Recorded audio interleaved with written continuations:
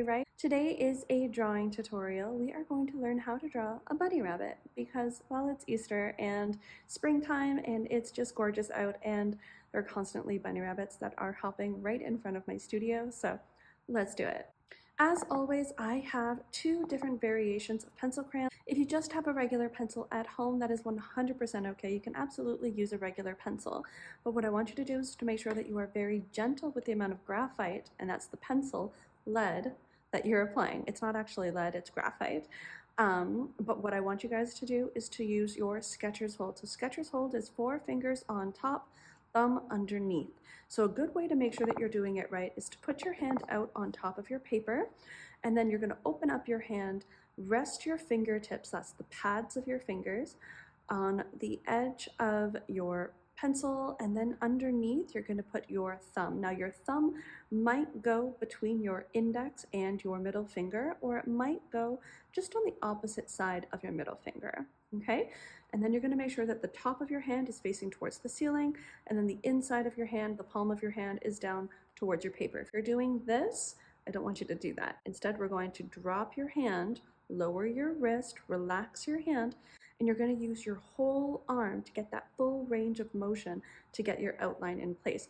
We don't want to always be doing this because you're going to end up damaging the muscles and the tendons that you have in your hand and your wrist, and I don't want you to worry about that. So instead, we're going to do Sketchers hold, 4 fingers on top, thumb underneath, relax your hand, get that shoulder going, use your whole arm, and get ready to create. Okay. Now, as before, I like to use mixed media paper when I'm creating, and I use mixed media paper because it allows me the opportunity to both paint and draw on it. Now, I can absolutely paint and draw on a canvas as well, but I have over 500 paintings in my gallery and I want to save space. So what I'm going to do instead is work on paper, which is just as handy, and the cool thing is when you're done, you can frame it afterwards if you'd like. So 4 fingers on top, thumb underneath, and we're going to start with a circle. Now this circle is going to be for the rump of your bunny rabbit. So how big or small do you want it to be? This circle is going to give us the rump, which is where the tail is going to go. We're going to actually drop that just over here. Okay, so this is the center part, so we're just over a little bit. Okay, and then we're going to come up from here with another circle. This is going to lead us towards the shoulders. I want you to follow along the curvature here when you make that circle. So following along the curvature, and this circle is going to be slightly smaller than our first one. So now we have 3 circles. We started with our base circle, and as you can see here, doing that over and over and over again, this looks more like a circle than if we were to go and try to make a circle nice and careful. Instead, we just overlap it, and then we can draw or paint over it later on. And if you're doing this with pencil, you can erase the lines that you don't want to keep. It will solidify our outline after we're done using our preliminary sketch. So we have our main circle, we have a small circle, which is going to be for the tail, okay? And then we're going to pop up and we're going to make that 3rd circle over here. This is the shoulder. And then we're going to come over and make another circle. I know there's a lot of circles involved here. We're going to make the head of our bunny rabbit. I want you to start on the middle section here. And then we want to make this circle smaller than the one that we just did. So lots of circles. They're all in different sizes. Okay, so 1, 2, 3, and 4. Now this one we're actually going to turn into an egg shape, which is absolutely perfect because spring, Easter bunny, eggs. If you celebrate Easter, not everybody celebrates Easter, but my kids are really excited for Easter. And then we're going to come in right here to make that egg shape. And to make the egg shape, we're just going to widen up the one side, and it's going to look a little bit like a curved triangle. Okay, now we have to make the ears. Now, to make the ears, we're going to come over to the other side of the head, and then we're going to come out. And I want you to think about the leaves on a flower. Okay, so this is an organic shape. We're going to come out, curve in to the side here, and then pull it back towards the head. Now, one of these ears, we're going to be able to see the interior of the ear because it's facing towards us. The other ear is on the other side. we're not going to be able to see that. So we're going to end up seeing a lot more of the fur on that one. So to get that other one in place, I want you to decide the curvature of the head. How is it tilted? To what angle is it tilted? Okay, and then we're going to add in our next little preliminary and bring it down. Now, if you do a couple of lines that you don't totally love, you can erase it or paint over it later on. You can see I've kind of gone out of the way a little bit over here. I'm not bothered, I'll paint over it later, okay? Now on the inside of the ear over here, we're gonna do a little line halfway between these two sections, and then it's gonna divide. And this divide is going to bring us to the interior of our bunny rabbit's ear. Okay, just like that. All right, inside your egg, if we have a line that goes through the middle of our egg like this, we need to add in the eye, and the eye is a little almond shape, and it can be found just on the interior of the circle along that line, right in here. Okay, there we go. It's looking a little bit more like a bunny rabbit, right? All right, now from this point, we're gonna come down and we're gonna close this gap off. This gap is gonna be for the chest of our bunny rabbit.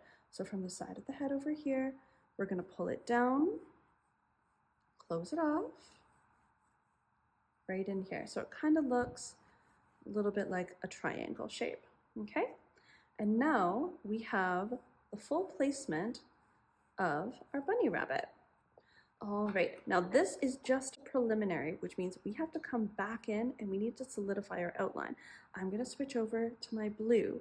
When I solidify my outline, I do like to come into the back first. I'm just gonna outline all the little bits that I want to keep as my base outline. So if you want to change anything up, maybe you want to add something like some extra fur texture, 100% up to you. Now I also just realized that I did not add in the little bunny rabbit's tiny little nose, so I'm going to make sure that it's in place. And then coming down to do the mouth, into the jaw, over here. Okay, now we're going to have a lot of fuzziness to our beautiful little bunny rabbit, so I'm not overly worried about separating the head from the body. So if we have a little bit of an overlap, that's okay. Next up, I'm gonna do this little section here, the bunny rabbit's chest. There we are. Okay, and then swinging in to make the side here and into the bunny rabbit's rump.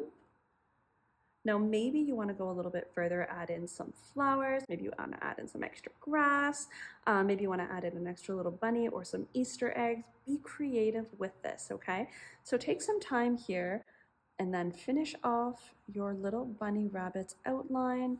Change this up. Just because I do something one way does not at all mean that you have to do it the same way. And if your bunny rabbit looks different than mine, good.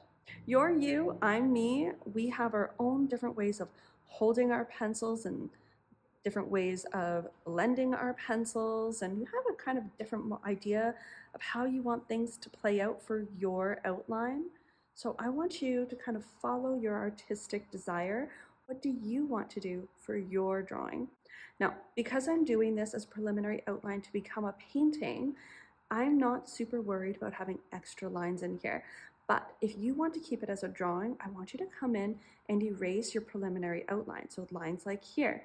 So these preliminary outlines do not need to be kept, but if you're going to be outlining it and adding in, let's say, an ink illustration, or maybe you want to get in with some color, you're not going to see these lines anyway. So again, that's up to you. How creative do you want to be? And if this is just in your sketchbook, I don't want you to worry about, oh my goodness, is it perfect? It's not perfect. I have to tear the page out. That's okay. You guys should see my sketchbooks. They are not perfect by any stretch of the imagination. That's what sketchbooks are for. They're meant to be filled with creativity, whether it's a finished or unfinished piece, whether you're like, wow, this is the best thing I've ever done, or, well, I could have made some adjustments to that. There's no wrong way to create. There's no absolute right way to create, because creativity is just about having fun. And that's what I want you guys to do with this series, is to just have fun, be silly, be creative, take these outlines and then just run with it and do your own thing. Okay, that is it for my preliminary outline. If you want to go in and add some color, this would look really cute as like a little brown hair, or if you wanted to add in some grays or some whites. If you're going to do gray, throw a little bit of blue in there. That would look absolutely beautiful. Okay, if you want to learn how to do the painting of this, you can join me in the next episode. The next episode, we're going to be taking this drawing, exactly how it is, to turn it into a finished piece. Okay, I hope you guys had fun with that tutorial. Thank you so much for drawing along with me today. And if you have any questions, feel free to drop it down into the comments section. If you want to do a specific animal or scene or flower or what have you next, feel free to drop it into the comment section or send me a DM. If you do follow along with this tutorial and you want to show off your work, tag the studio in the social media so that I can actually see what you do. The social media handle is here, Dragonfly Studio Guelph. Okay, thank you guys so much for following along. Be kind, and as always, stay colorful. So I just don't know if you guys want to paint or draw, so it should be different than mine. We're different people. You're me, and we're going to be using acrylic painting to turn it into an acrylic